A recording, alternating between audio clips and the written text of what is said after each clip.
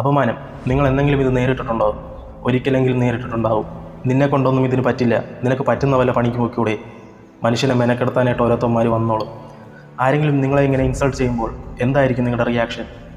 ആരെങ്കിലും നിങ്ങളെ നിങ്ങളുടെ സ്ഥാനം ഒന്ന് ഓർമ്മിപ്പിച്ച് തരുമ്പോൾ എന്തുമായിരിക്കും നിങ്ങളുടെ മൈൻഡിൽ വരുന്നത്? എന്തൊക്കെ ചിന്തകളായിരിക്കും ഉള്ളിൽ വരുന്നത്?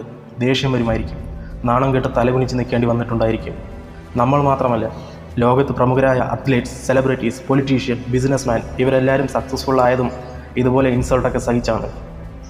ഒരു കഥ പറയാം. 1999 രത്തൻ ടാറ്റ അദ്ദേഹത്തിൻ്റെ ആദ്യത്തെ passenger car Tata Indica launch ചെയ്തപ്പോൾ ആ സമയത്ത് തന്നെ അത് വൻ പരാജയമായിരുന്നു.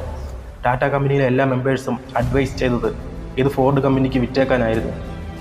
അങ്ങനെ ടാറ്റ കമ്പനി ഫോർഡ് കമ്പനിയുമായി മീറ്റിംഗ് നടത്തി. അങ്ങനെ ഫോർഡ് കമ്പനി ടാറ്റയുടെ വണ്ടി കണ്ടിട്ട് അവർക്ക് ഈ ഡീലിൽ ഒട്ടും താല്പര്യമില്ലായിരുന്നു. അതിനുശേഷം രത്തൻ ടാറ്റയെ അമേരിക്കയിലേക്ക് ക്ഷണിച്ചു. അങ്ങനെ ഫോർഡ് കമ്പനി ഓണറുമായി ടാറ്റ ഒരു മീറ്റിംഗ് കൂടി. ആ ഫോർഡ് കമ്പനിക്കാരൻ പറഞ്ഞു, നിങ്ങൾക്ക് പാസഞ്ചർ വണ്ടികളെക്കുറിച്ചൊന്നും അറിയില്ലെങ്കിൽ പിന്നെ എന്തിനാണ് ഇതിലോട്ട് കാലെടുത്ത് വെച്ചത്? അതുമല്ലാതെ അയാൾ ഇങ്ങനെ പറഞ്ഞു, ഞങ്ങൾ ടാറ്റ മോട്ടോഴ്സ് വാങ്ങുന്നതിലൂടെ നിങ്ങൾക്കൊരു സഹായം മാത്രമാണ് ചെയ്യുന്നത്, ഇതിനെ ഇങ്ങനെ കണ്ടാൽ മതി. അന്നുണ്ടായ അപമാനം രത്തൻ ടാറ്റയെ വല്ലാതെ വേദനിപ്പിച്ചു. അദ്ദേഹത്തെ ഒരുപാട് തളർത്തി. പക്ഷേ ടാറ്റ പ്രതികാരത്തിന് വേണ്ടി സമയം വേസ്റ്റാക്കാൻ നിൽക്കാതെ അദ്ദേഹത്തിൻ്റെ കാർ സെഗ്മെൻറ്റിനെ വിൽക്കാനുള്ള തീരുമാനത്തിൽ നിന്ന് പിന്മാറി. എന്നിട്ട് അദ്ദേഹത്തിൻ്റെ എല്ലാ ഫോക്കസും കാർ ബിസിനസ്സിലായിരുന്നു. രത്തൻ ടാറ്റയുടെ ഹാർഡ് വർക്കിൻ്റെ ഫലമായി ടാറ്റ മോട്ടോഴ്സ് പതിയെ ഉയരങ്ങളിലെത്താൻ തുടങ്ങി. ടാറ്റ മോട്ടോഴ്സ് സക്സസ്ഫുൾ ആവാൻ തുടങ്ങി. അതേസമയം 2008 ഫോർഡ് കമ്പനി പരാജയത്തിൻ്റെ പടുകുഴിയിലോട്ട് വീണുകൊണ്ടിരുന്നു. അദ്ദേഹത്തിന് ഫോർഡ് കമ്പനിയോട് പ്രതികാരം വീട്ടാമായിരുന്നു. പക്ഷേ ടാറ്റ അതൊന്നും ചെയ്തില്ല. മറിച്ച് അദ്ദേഹം ഫോർഡ് കമ്പനിയെ സഹായിച്ചു. 2008 ജാഗ്വറും ലാൻഡ് റോവറും ബ്രാൻഡിനെ $2.3 ബില്യൺ കൊടുത്ത് സ്വന്തമാക്കി. അന്നത്തെ ആ ഡീൽ ഫോർഡ് കമ്പനിക്ക് ജീവശ്വാസമായിരുന്നു. അന്ന് ഫോർഡിൻ്റെ കറണ്ട് ചെയർമാൻ രത്തൻ ടാറ്റയ്ക്ക് നന്ദി പറയുന്ന ചടങ്ങിൽ അദ്ദേഹം പറഞ്ഞൊരു വാക്കായിരുന്നു, നിങ്ങൾ JLR വാങ്ങിയതിലൂടെ ഞങ്ങളുടെ കമ്പനിയെ രക്ഷിച്ചു. നല്ലവനാവാൻ എല്ലാവർക്കും കഴിയും, പക്ഷെ മഹാനാവാൻ കോടിയിൽ കുറച്ച് പേർക്ക് മാത്രമേ കഴിയൂ. പക്ഷേ ഇതൊന്നുമല്ല, ഇതിനേക്കാളും വളരെ മോശം അപമാനമായിരുന്നു ഡോക്ടർ ഭീംറാവു അംബേദ്കർ നേരിടേണ്ടി വന്നത്. ജാതിപ്പേര് പറഞ്ഞ് അദ്ദേഹത്തെ എല്ലാവരും ഇൻസൾട്ട് ചെയ്തിട്ടുണ്ട്. ആരും അദ്ദേഹത്തിനൊപ്പം ഇരിക്കാനോ ഒന്നും മിണ്ടാനോ പോലും തയ്യാറായിരുന്നില്ല. ഒരിക്കൽ കിണറ്റിലെ വെള്ളം കുടിച്ചു, കിണറ്റിൽ തൊട്ടു എന്ന് പറഞ്ഞ് ആ കുട്ടിയെ നാട്ടുകാർ ഒരുപാട് തല്ലി. സ്കൂളിൽ ആ കുട്ടിയെ ക്ലാസ്സിനുള്ളിൽ കയറ്റില്ലായിരുന്നു, പുറത്തിരുന്ന് പഠിച്ചാൽ മതി എന്ന് പറയുമായിരുന്നു.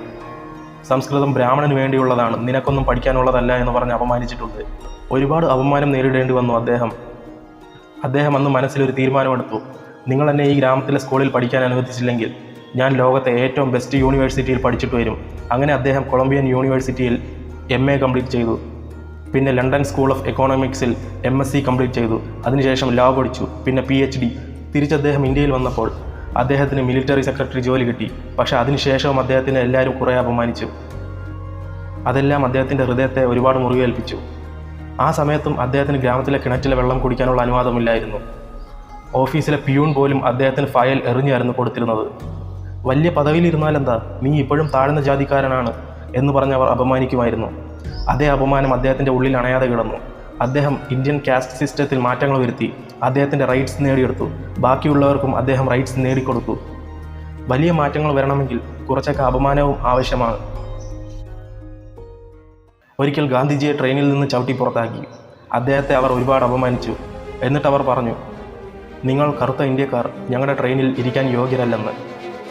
അന്ന് അദ്ദേഹം പ്രതിജ്ഞയെടുത്തു, ഇന്ന് നീ എന്നെ നിൻ്റെ ട്രെയിനിൽ നിന്ന് പുറത്താക്കി, ഒരു ദിവസം ഞാൻ നിന്നെയൊക്കെ എൻ്റെ രാജ്യത്തിൽ നിന്നും പുറത്താക്കും. അന്നത്തെ ആ കുഞ്ഞു തീപ്പൊരി പിന്നീട് ഇത്രയും വലിയ കാട്ടുതീയാവുമെന്ന് ആരും സ്വപ്നത്തിൽ പോലും ചിന്തിച്ചിട്ടുണ്ടാവില്ല. അമിതാഭ് ബച്ചനെ അദ്ദേഹത്തിൻ്റെ ഉയരവും കനത്ത സ്വരവും കാരണം അദ്ദേഹത്തിനെ റേഡിയോ ജോബിൽ നിന്നും പുറത്താക്കി. പിന്നീട് അതേ ഉയരവും കനത്ത സ്വരവും അദ്ദേഹത്തിൻ്റെ അടയാളമായി മാറി. ഇന്ത്യയിൽ അമിതാഭ് ബച്ചനെ അറിയപ്പെടുന്നത് പോലും അദ്ദേഹത്തിൻ്റെ ഉയരവും ആ കനത്ത സ്വരവും കൊണ്ടാണ്. അതുപോലെ നമ്മുടെ ബലഹീനതയെ നമ്മുടെ ശക്തിയാക്കി മാറ്റണം. നമ്മൾ നേരിട്ട അപമാനത്തിൻ്റെ പ്രതികാരം നമ്മുടെ വിജയത്തിലൂടെ അവർക്ക് കാണിച്ചു കൊടുക്കണം. ആരെങ്കിലും നമ്മളെ അപമാനിക്കുമ്പോൾ ഉള്ളിലൊരു തീ കത്തും, ദേഷ്യം വരും. നമ്മൾ പ്രതികരിച്ച് ദേഷ്യപ്പെട്ട് കംപ്ലയിൻറ്റ് ചെയ്ത് അതിനെ അവിടെ തന്നെ അണച്ചു കളയും. പക്ഷേ അതിനെ ഉള്ളിൽ തന്നെ അമർത്തി വയ്ക്കുക. ആ തീയാണ് നമ്മുടെ ഇന്ധനം. പ്രതികരിച്ചില്ലെങ്കിൽ അപമാനപ്പെടുക തന്നെ ചെയ്യും.